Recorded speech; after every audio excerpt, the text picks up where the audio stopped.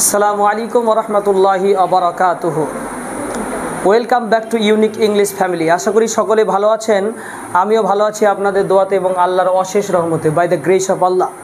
আমরা আজকে যে ক্লাসটি নিতে চলেছি, এই ক্লাসটি অত্যন্ত গুরুত্বপূর্ণ। এর আগেও একটি ক্লাস নেওয়া হয়েছে, সেই ক্লাসটার সঙ্গে সম্পৃক্ত।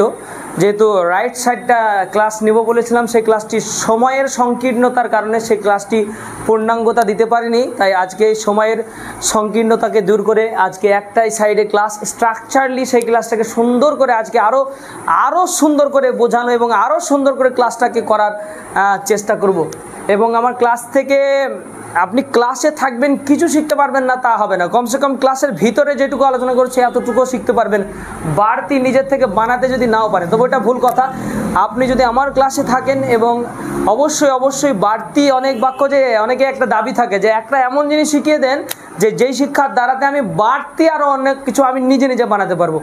এইটার ওপরে আমাদের আর কি প্রত্যেকটা ক্লাস আমার ইউটিউবে ইউনিক ইংলিশ ফ্যামিলির ক্লাসের প্লেলিস্টে গিয়ে ইনফরমেটিভ ক্লাস বলে আছে, ওটার হয়তো নামটা পরিবর্তন হতে পারে। তো সেই ওখান থেকে আপনি একটার উপর একটা ক্লাসগুলি দেখবেন, আশা করি আপনি অনেক কিছুই শিখতে পারবেন। আমরা স্ট্রাকচারটার দিকে ফলো করি। স্ট্রাকচার মানে গঠন প্রণালী, একের পর এক এরকমই সিস্টেম থাকবে, কিছু জিনিস পরিবর্তন করতে হবে।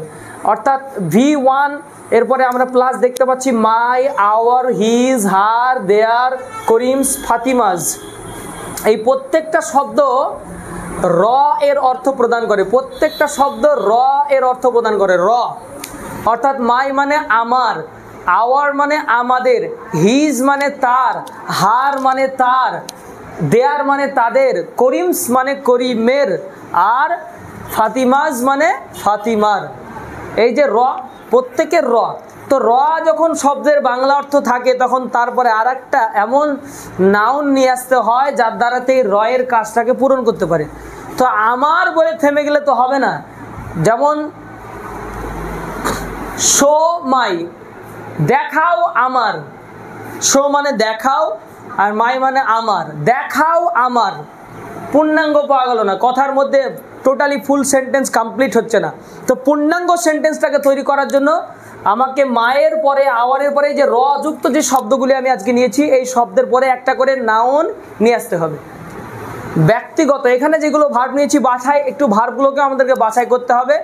V1 বলতে ভার্ব, ওই যে ভার্ব আমরা জেনে থাকি, গো মানে যাওয়া, সিট মানে খাওয়া, লেট মানে এরপরে ইট মানে খাওয়া, সিট মানে বসা, স্পিক মানে কথা বলা, রাইট মানে লেখা। এই যে এগুলো আমরা জানি, ভার্বের সঙ্গে চর্চা মোটামুটি যারা ইংরেজি শিখতে চায়, যারা ইউটিউবে ক্লাসের মধ্যে এসেছেন, আপনারা মোটামুটি এই সম্পর্কে ধারণা রাখেন। তো যারা এই ধারণাটা রাখেন তাদের জন্যই বলছি যে এই ভার্বের এই অংশটাকে একটু বাছাই করতে হয় যে কোন ভার্বটা এই সমস্ত রযুক্ত শব্দের সঙ্গে নাউন যুক্ত করে মানানসই হবে। তো রযুক্ত শব্দের সঙ্গে মানানসই হওয়ার মতো আমি কিছু ভার্ব এখানে রেখেছি, আপনারাও নিজে বাছাই করে বিভিন্ন ভার্বগুলোকে রাখতে পারেন। মাই মানে আমার, তো শো মাই মানে দেখাও আমার, ব্রাদার মানে ভাই, দেখাও আমার ভাইকে, আমার ভাইকে দেখাও। শো মাই ব্রাদার, শো মানে দেখাও, মাই মানে আমার, ব্রাদার মানে ভাই, দেখাও আমার ভাইকে। এভাবে আমরা কিন্তু বাংলা ভাষায় বলি না, দেখাও আমার ভাইকে, খুব কম বলি, যদিও বা বলে ফেলি খুব কম। আমার ভাইকে দেখাও একটু উল্টো করে ফেলতে হবে। শো মাই ব্রাদার, দেখাও আমার ভাইকে দেখাও, একটু উল্টো করে অর্থটাকে ঠিক করে ফেলতে হবে।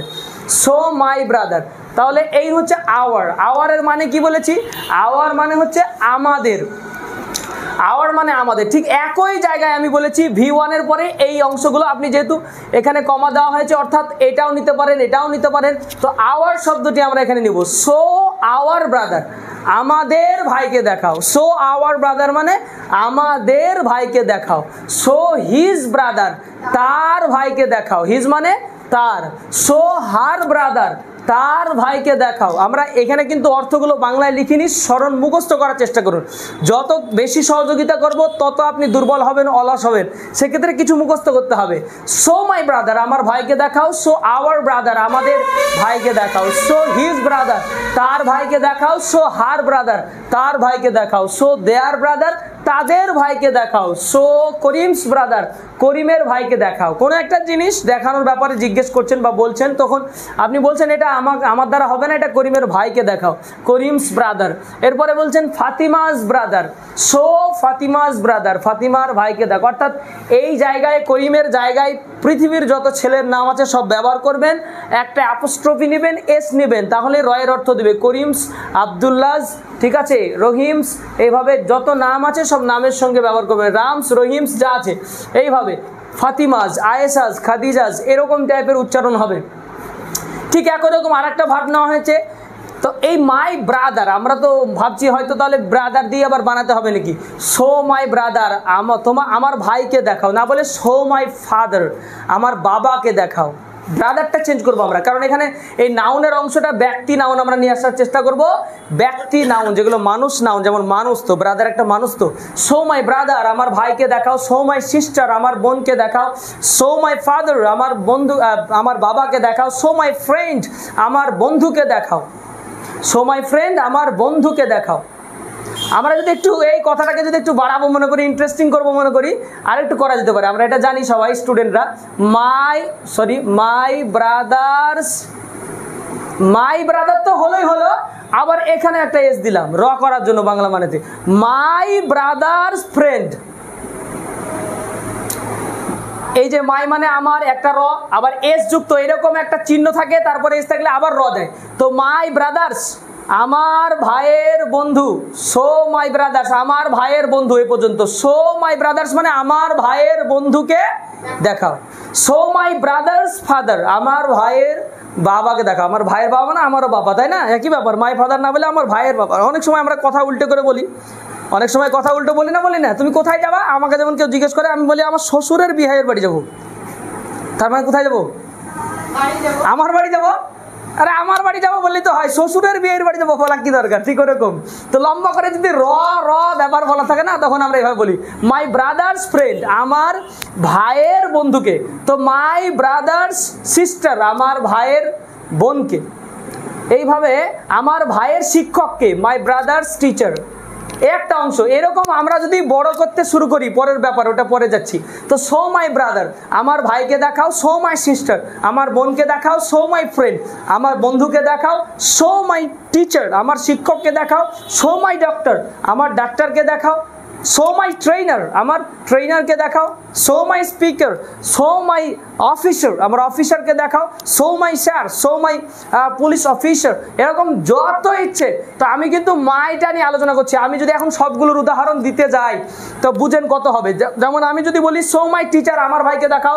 শো আওয়ার টিচার, আমাদের শিক্ষককে দেখাও। শো হিজ টিচার, তার শিক্ষককে দেখাও। Show her teacher, his teacher মানে কোনো ছেলের শিক্ষক। শো হিজ টিচার, তার শিক্ষককে দেখাও মানে কোনো একটা ছেলের শিক্ষক। আর শো হার টিচার মানে কোনো একটা মেয়ের শিক্ষক। শো দেয়ার টিচার মানে ছেলে মেয়ে সবার, তাদের বলতে কি ছেলে মেয়ে সবাই আছে। এটা হচ্ছে common gender pronoun, common gender, এটা সবাইকে বোঝায়, অর্থাৎ উভয়কে বোঝায়। শো দেয়ার টিচার, তাদের শিক্ষককে দেখাও। শো করিমস টিচার, করিমের শিক্ষককে দেখাও। শো ফাতিমাস টিচার, ফাতিমার শিক্ষককে দেখাও। এখন আমরা যদি দেখাওকে দেখান মানে করতে চাই, দেখাওকে যদি বলি দেখান, তাহলে হবে প্লিজ শব্দ আমরা একটা ব্যবহার করব। এর আগে কি ব্যবহার করব? একটা প্লিজ ব্যবহার করব। প্লিজ, একটা প্লিজ ব্যবহার করলে দেখান অর্থ শুরু হয়ে যাবে। প্লিজ শো মাই ব্রাদার, দয়া করে আমার ভাইকে দেখান। প্লিজ শো মাই টিচার, দয়া করে আমার শিক্ষককে দেখান। প্লিজ শো হিজ টিচার, দয়া করে তার শিক্ষককে দেখান। Please her teacher, please show her teacher, দয়া করে তার শিক্ষককে দেখান। প্লিজ শো, ঠিক দেখান, ঠিক আমরা একটু পরিবর্তন করি। অনেকক্ষণ ধরে দেখানো হলো, এবার একটু বলুন কি দেখাতে হবে সেটা বলুন। টেল মানে বলা, টেল মানে বলা। তাহলে টেল মাই ব্রাদার, আমার ভাইকে বলো। টেল মাই ব্রাদার মানে আমার ভাইকে বলো। আমাকে বলতে এসছো কেন? আমার ভাইয়ের কেস, আমার ভাইকে বলো। Tell my brother, this is not my case, this is my brother's case. This is my brother's matter, this is not my matter, this is my brother's matter. So what can I do for you? আমি কি করতে পারি? তুমি যাও আমার ভাইকে বলো। তাহলে টেল মাই ব্রাদার। আর যদি সে লোকটা সম্মানী হয় তাহলে প্লিজ টেল মাই ব্রাদার, দয়া করে আমার ভাইকে বলুন, দয়া করে আমার ভাইকে বলুন। তাহলে তার ভাইকে বলুন বললে কি হবে? Please tell his brother.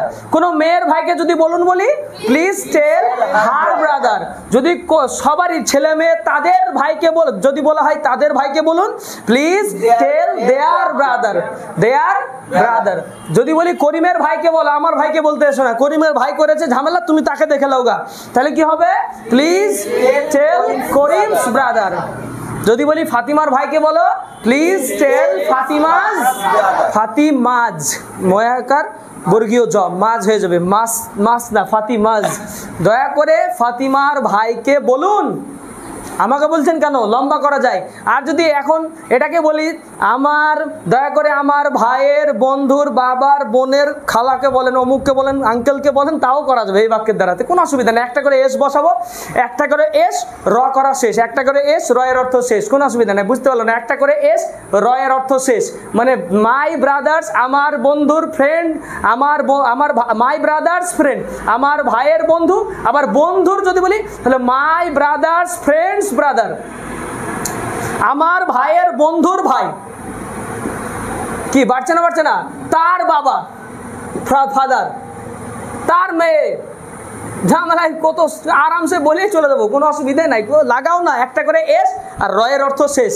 তাহলে মাই ব্রাদার্স ফ্রেন্ডস ব্রাদার্স ফাদার, আমার ভাইয়ের বন্ধুর ভাইয়ের বাবা বল, তাকে বলো। শেষের টেলটা প্রথমে থাকবে। কত লম্বা করবা করো না, কোনো অসুবিধা নেই। এরকমভাবে কিন্তু আমরা ইচ্ছে মতো বাক্য বানাতে পারি। যাই হোক, এভাবে আমরা দেখতে পাচ্ছেন এই শব্দগুলো, এটা মেয়েদের ক্ষেত্রে ব্যবহার হয়, হার এটা ছেলেদের ক্ষেত্রে।